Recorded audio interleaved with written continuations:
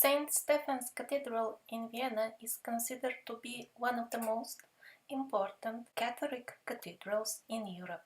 No wonder that in this 16th century map of the city, which is kept in the main historic museum in Vienna today, the cathedral is depicted as the very center of the city. But if we pay close attention to the image, we will see that on the top of this Christian cathedral stands, very well visible, so-called Islamic symbol. According to this Caligari version of history, the Ottomans sieged Vienna a few times but never managed to really conquer it. And now let's look at the next medieval gravure where this actual siege is depicted, and we can see the Ottomans coming towards the city. And surprise, surprise, on the flags of the attacking so-called Muslims we see Christian cross, and not one but a few of them, along with the Muslim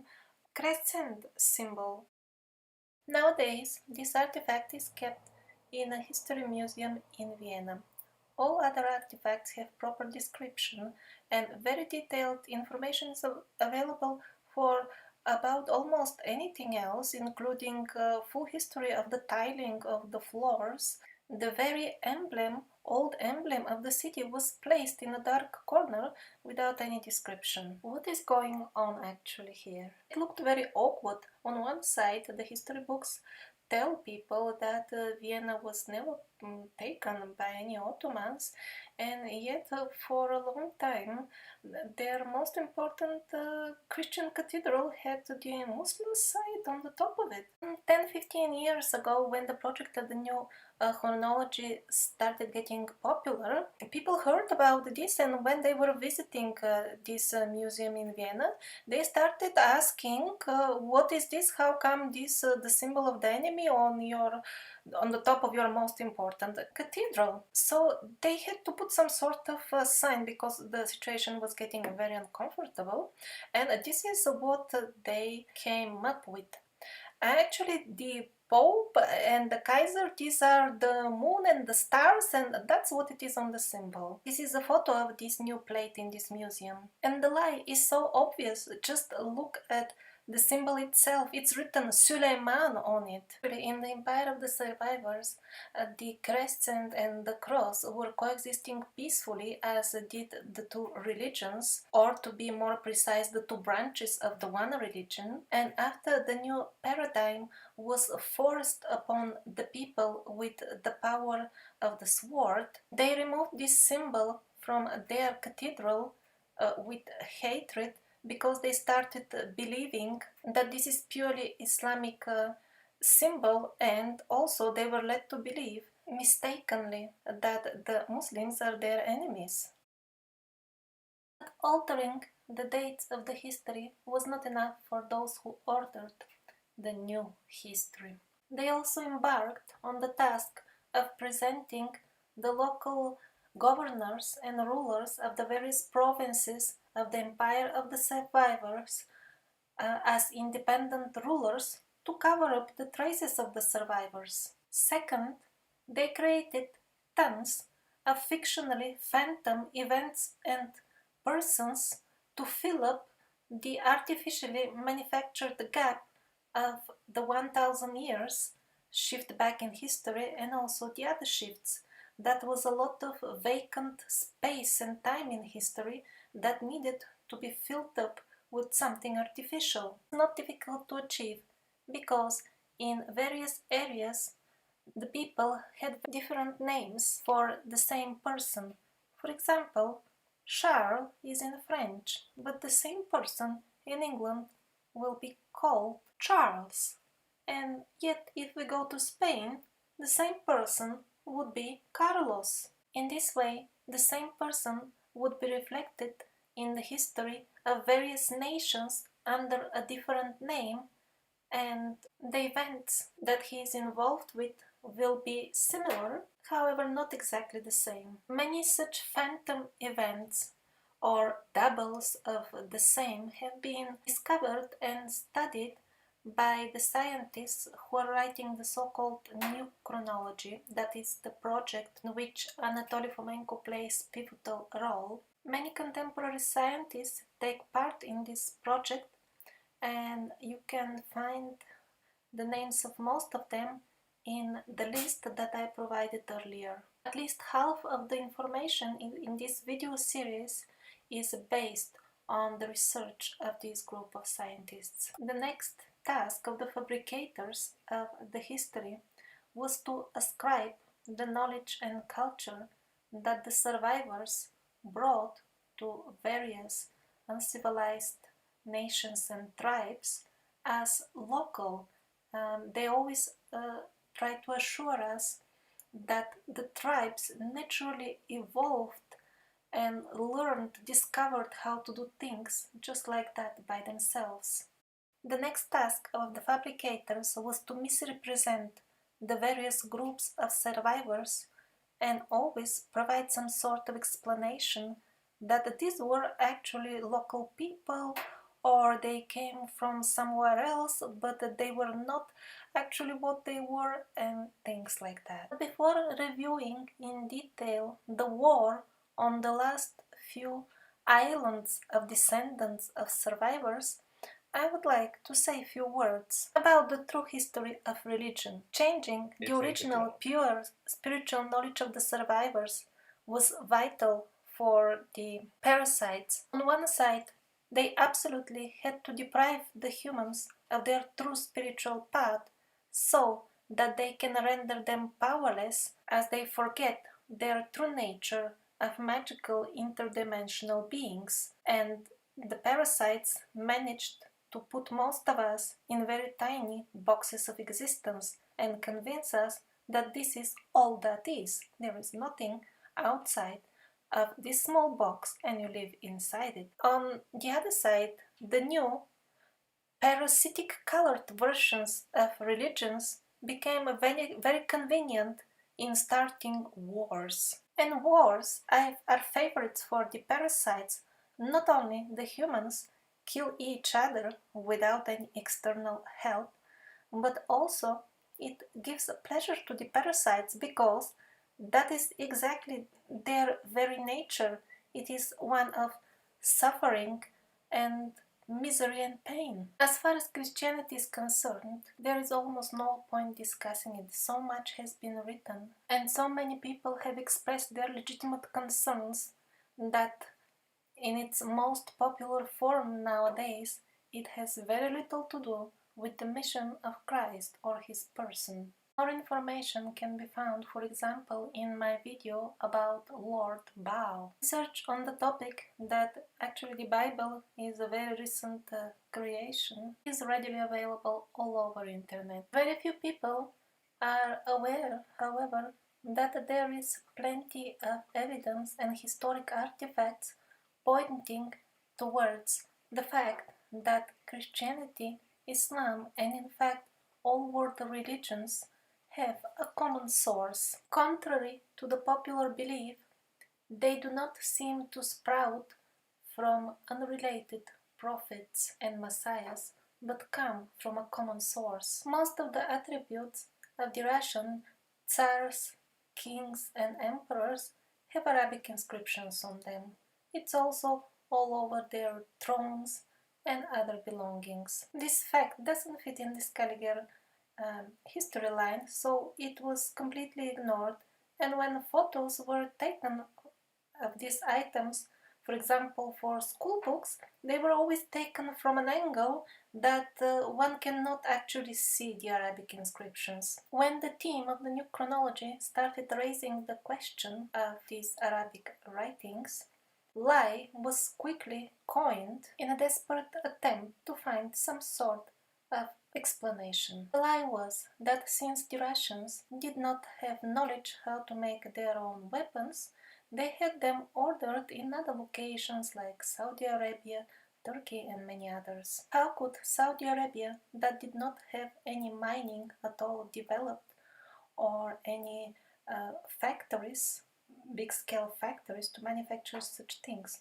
supply the full Russian army? Moreover, such explanations contradict other historic records, because in various countries in Asia there are gifts of similar weapons that the rulers have received from the Russians. At that time, the industry in Russia was well developed.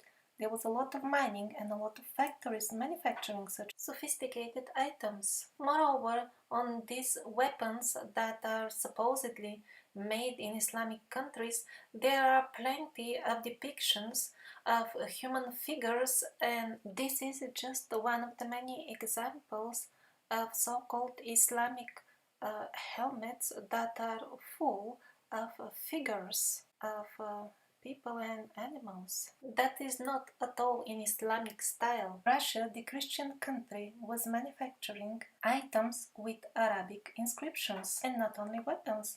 Some luxury items that were definitely made in Russia also have Arabic inscriptions. And side by side with these quotes from the Quran in some cases, there are purely Christian writings. The explanation of Cyrillic writing right next to the Arabic is that the weaponry was received as gift from the Muslims, but then the Christians added their own next to it.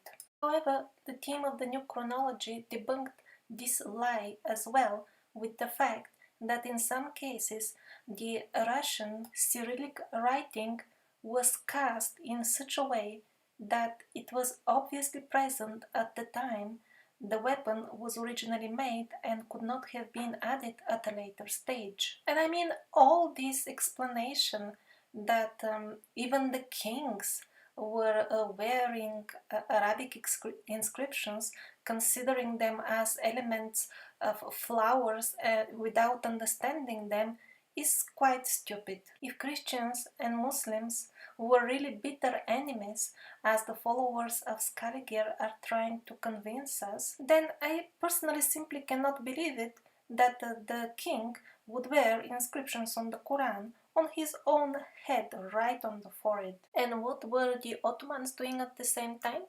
I would like to read to you what 19th century mainstream German historians write.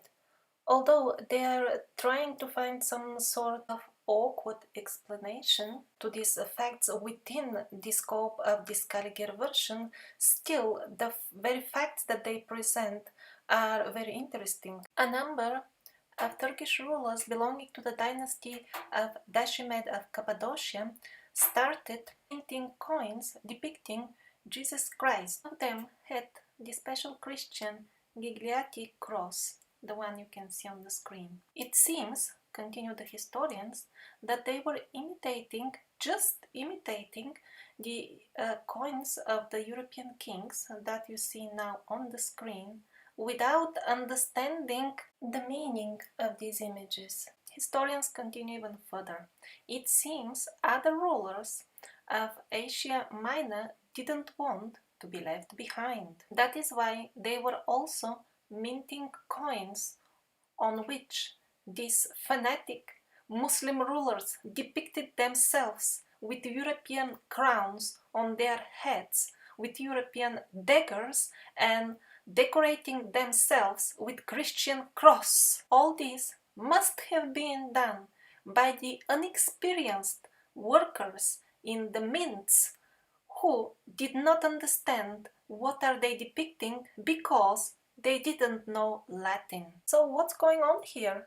Some Christians seem to be a little bit too much Muslim, and some Muslims seem to be a little bit too much Christian. I think the answer is that the history suggested by the New Chronology Project corresponds much better to the historic artifacts, and that means that there was one single culture in which Christianity and Islam were coexisting absolutely peacefully, and they were in a peaceful symbiosis, so to say. Artificial separation and religious fanatism were instituted later on by the fraudulent history with the only purpose to divide and conquer. The plan was to gradually make the genuine spiritual culture of the survivors to rot from inside and then with the help of mass media to gradually introduce the parasitic culture and values and make them look natural for humans, which is not the case. The real humans do not belong to this movie of horrors that is now artificially imposed upon them. In reality, both Christian and Muslim symbols were official emblems of the Empire of the Survivors and were used all over its territory. Here I want to give another actually very hilarious example of how the believers of Scaliger try to explain uncomfortable artifacts. German royal regalia or insignia are the accessories and outfits which a German emperor or king would usually wear during coronation and other special occasions as signs of his royal power. And in rare 19th century Germany history books, we find a very curious depictions of some of these outfits. The mantle of the German king has Arabic inscriptions on it. Any German writing is nowhere to be seen. But even more interesting, I find the official explanation of this amazing fact. This mantle must have been obtained by Friedrich II when he took possessions of the treasures of Henry VI. Well, the very word must have been already points to the fact that this is pure fantasy. Follow the story further. And since at this time the regalia of the German kings was damaged, they decided to use the mantle that was already in their possession in their treasury. Okay, possibly there was an old mantle and possibly it got damaged. That I can believe that it is possible to happen. However, after that, nobody in the entire kingdom or empire could get this brilliant, innovative idea to make a new mantle with their own German symbols. Or maybe they got the idea, but there weren't enough funds available in the entire empire to manufacture a mantle, and that is why even the king had to wear second-hand items from faraway foreigners that he didn't even know. Charles the Great, great Christian king, Wikipedia assures us that he campaigned against the people to his east, Christianizing them upon penalty of death, at times leading to events such as the massacre of Verden.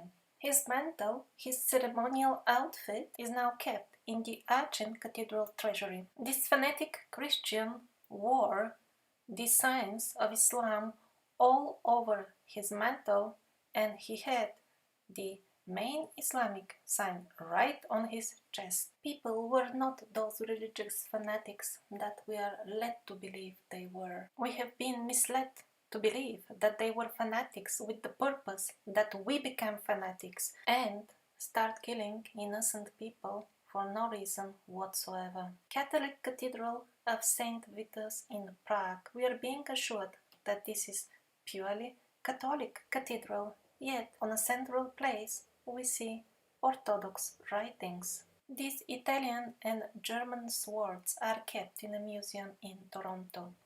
The Arabic inscriptions on them are uncomfortable for the official history.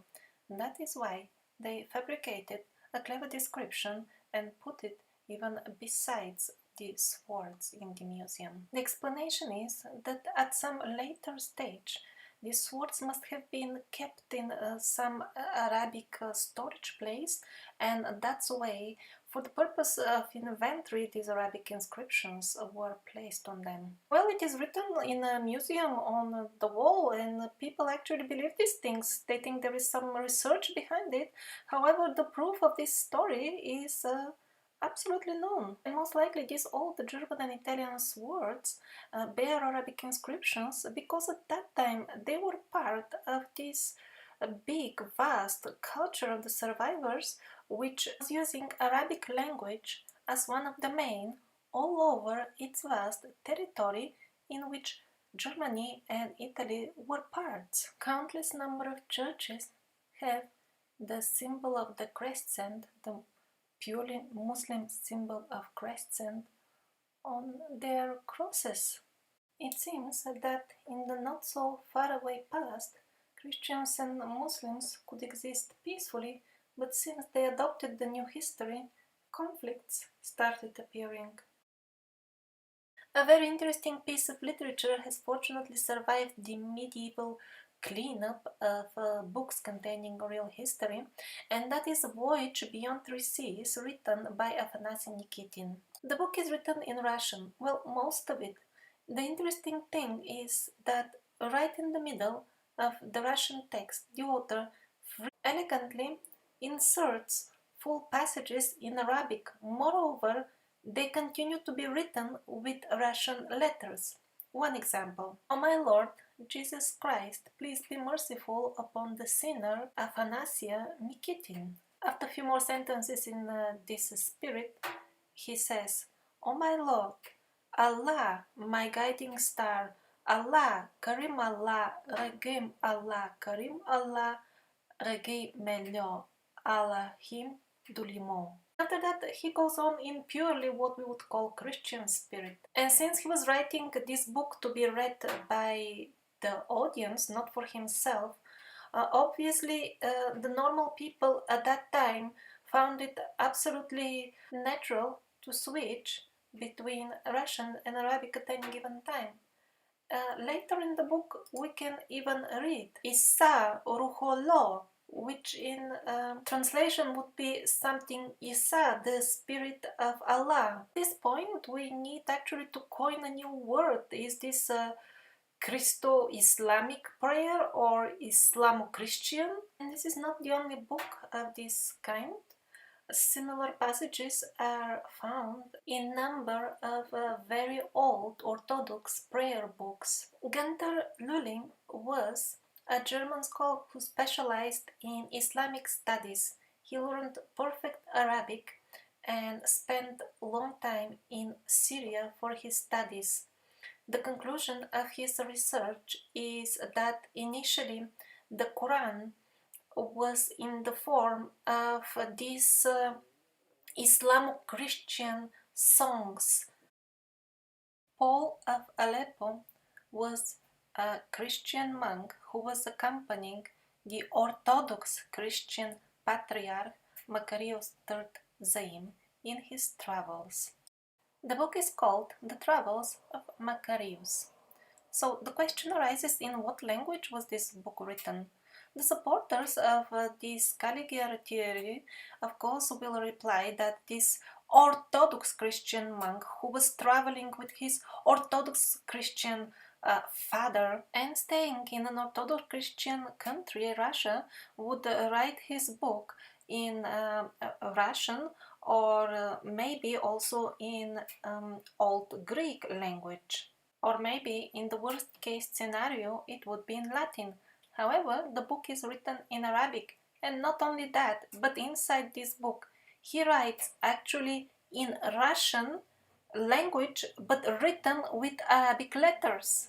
To avoid this uncomfortable situation, modern historians declared that Paul must have been of Arabic origin, without any proof, of course, and even if we assume that he was born in an Arabic environment, still his book seriously questions the approach of modern historians that put the label Islamic on anything that is in Arabic without requiring any additional proof. And now this is an original 17th century mantle of an Orthodox Russian priest kept in the Uglitch National State Museum. The text is written in Russian and with Slavic letters. It is clearly understandable. There is mention of the Holy Cross and the Holy Resurrection. However, the very top row, in absolutely clear and well-preserved Slavic letters, it is written Allah, Allah. I hope it is becoming clear all those lies that the Arabic inscriptions on the helmets of the kings were just flowery elements and the kings had no idea what kind of decoration they were. No. Just look at this Christian cross that the Islamic makers of the helmets put there. It is time for the truth to come to light that there was only one Christiano-Islamic or Islamo-Christian original religion that was artificially divided later on with the purpose to divide and conquer, and as the humans engage in senseless, useless, cruel wars under false religious slogans, the parasites just stand by and behold and enjoy our suicidal wars. Geberstein, a German ambassador, visited Russia a few centuries ago, and this is an authentic illustration that he published for his journey at the time it happened. Pay attention at the outfit of the king who accepts the foreign messenger. We are conditioned nowadays to associate this type of outfits with Islamic culture. However, this style of clothing was the style of the survivors, the descendants of the survivors. This is the symbol of the town Halle in Germany. It is a traditional symbol, of course, that is still in use. However, it looks too Muslim, and that is why a new explanation has been fabricated without any basis, of course, that this actually is a symbol of salt. Yes, salt, pepper, oranges, bananas, everything else except the truth. Ebla is an archaeological site in Syria. The famous clay tablets were found there, and in the beginning, when an Italian translator started working on them, everything seemed as usual. However, when the translations were published, it became clear that they are changing the history as we know it.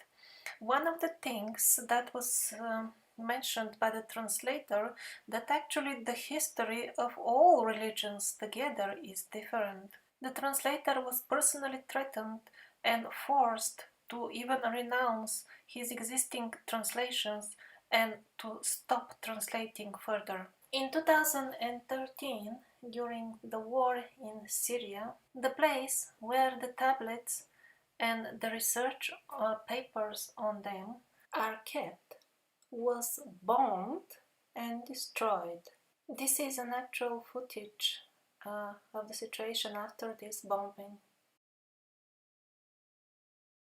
As pointed out earlier, the Vedic literature did not undergo parasitic edition, and for that reason the history of religion over there is still present in its original form. And as far as Buddhism, Buddha himself was born and raised within the environment of Vedic culture, so in one sense Buddhism is kind of a branch of what we call Hinduism. Not all Hindus today understand the true essence of the amazing ancient scriptures they have inherited. The reason for this is the heavy pollution on their consciousness on the side of the modern culture. For example, this is a set of desktop items.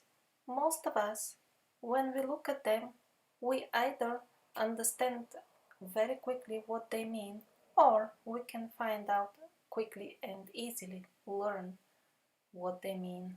But to a member of uncontacted tribe from the Amazon jungle, these pictures will mean absolutely nothing. Why? Because he is outside of the culture which uses these icons. Same way, most modern Hindus will keep at home books containing valuable knowledge, but will understand very little of it because they have lost touch with the culture that used the ideas on the basis of which this knowledge is presented. Those who are genuine seekers, I want to recommend this website. You see the URL on the screen as a real, genuine place to find out more about the real ideas of Sanatana Dharma Buddhism and yoga. Thank you to all of you who have been kind to send me emails. I'm reading all of them and I will reply in a video form after my work on this documentary is over.